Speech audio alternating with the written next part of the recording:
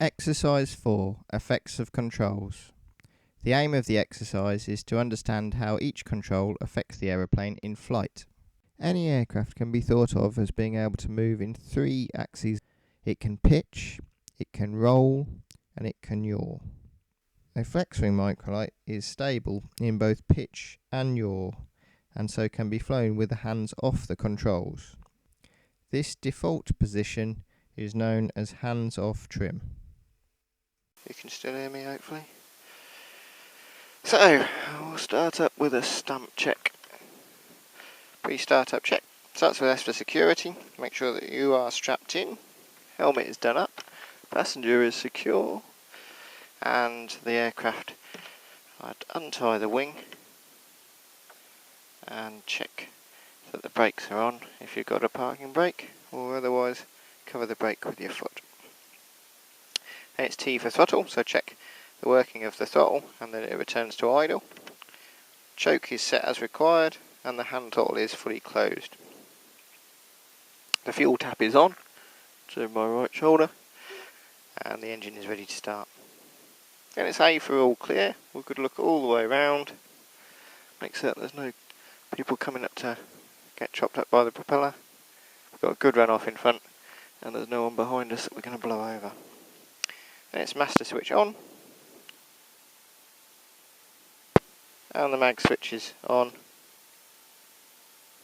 and then finally, to warn everyone that we're about to start, cover your mic and shout as loud as you can, clear prop.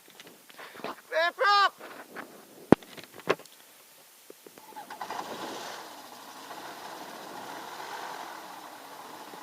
Take the choke off, check the oil pressure, all the other engine instruments coming up as per normal. Okay, so a chief tap check. It's our pre-takeoff check. Starts with C for controls. Have a look over the wing, make sure the nose cone is on, wing pockets are done up, and the aircraft looks like it's wing shaped. Check the full range of movement, bar out to the front strut. One wing almost down onto the ground, right into your chest, and pulling the other wing all the way down, and then right out to the front again. Back to the centre, and controls feel nice and light. Then it's H for harnesses. Double check that we're both strapped in and your passenger. Helmet's done up and the visor's locked and it's secure. There are some loose items on the front, the gloves, I'll pop them on in just a second. Eyes for insurance, left to right, check everything on the gauge, altitude set. Everything else looks fine, it's giving us sensible readings. And for today I'm going to turn the radio off.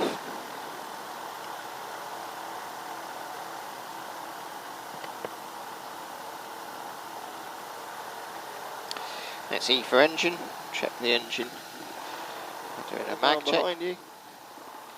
Pick the revs up to about 3,000, holding it against the brakes.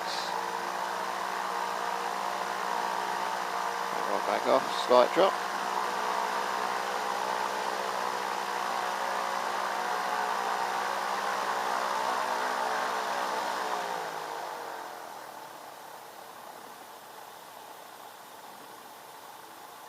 And the engine idles at the proper setting. We'll continue warming the engine. So, fuel is sufficient for the flight. Fuel cap is on down on my right hand side and the fuel tap is on behind me, which is all looking fine.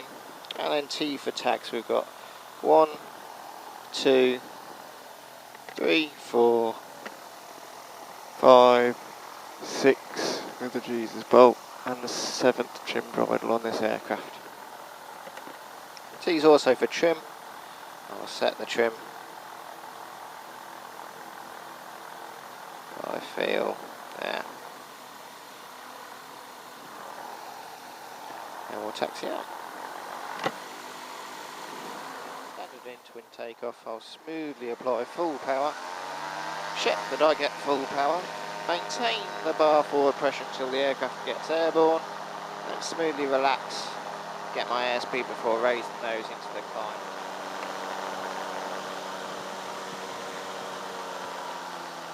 Okay, so here we are, hands off trim. It's our default state of affairs. As you can see, 3,000 feet. Trim the aircraft so it's hands off, about 60 miles an hour. It's flying itself. Looking at each control in turn. First of all, bank, moving the bar left and right. If I wanted to turn to the right, watching the nose, if I move the bar to the left, that pulls the right wing down. The aircraft will bank to the right, starts to yaw to the right, and also the nose starts to drop. We start to lose height and gain airspeed. Going into that turn, once you're banked over, effectively if I just let go it will stay in that turn, and so if I want to come out of the turn, I just need to bring the left wing down just until the bar is level with the horizon. The nose might go up, it might regain a little bit of height, the airspeed will drop, and without any kind of pilot input, it will reset itself back to hands-off trim. Do a turn to the left, go around, again, rolling left wing down, the aircraft will bank to the left, yaws to the left, nose starts to drop, and we start losing height, gaining airspeed, but again, it's nice and stable in that turn. We'll just sit there until my reference point comes up. If I anticipate it, roll the wings level. Nose will come up. Hands off trim again.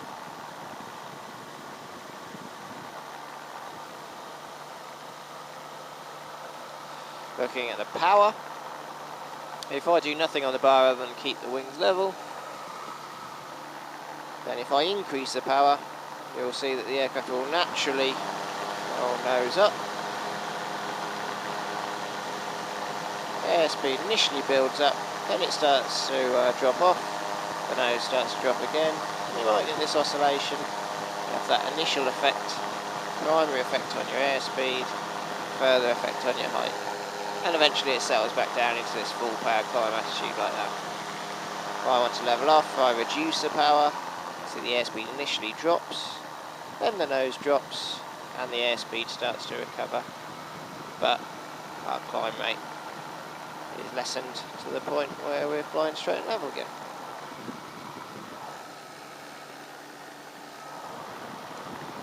Vice versa with the glide, if I come all the way off the power, the airspeed initially drops, then the nose drops to recover that airspeed, and we enter into a gentle glide. And as such, the power can be largely thought of as controlling your height. If I choose to level off, if I increase the power back to a powerful level flight, airspeed builds up, nose comes up, she might oscillate around once or twice, but then we're flying hands off trim. Finally, that brings me to moving the bar forward and backwards, and that effectively controls the aircraft speed. If I push the bar forwards, initially the primary effect is that the nose will go up and will start to climb, but then the airspeed decays and the nose drops back down. Climb rate is relatively minor, and the main effect is that we end up just flying a lot slower.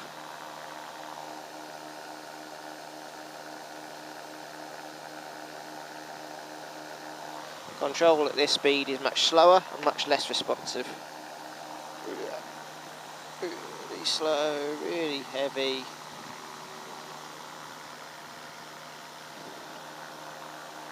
To recover back to hands off trim, all I need to do is smoothly relax the bar forward pressure.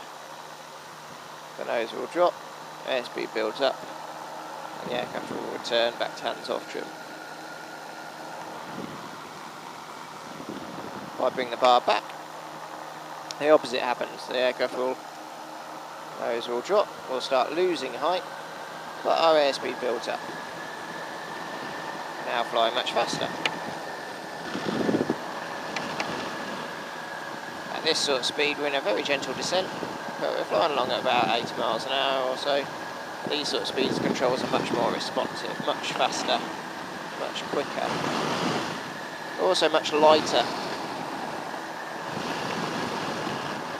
Again, to return back to hands off trim, all I need to do is smoothly relax the pitch pressure on the bar, so it returns to hands off trim again.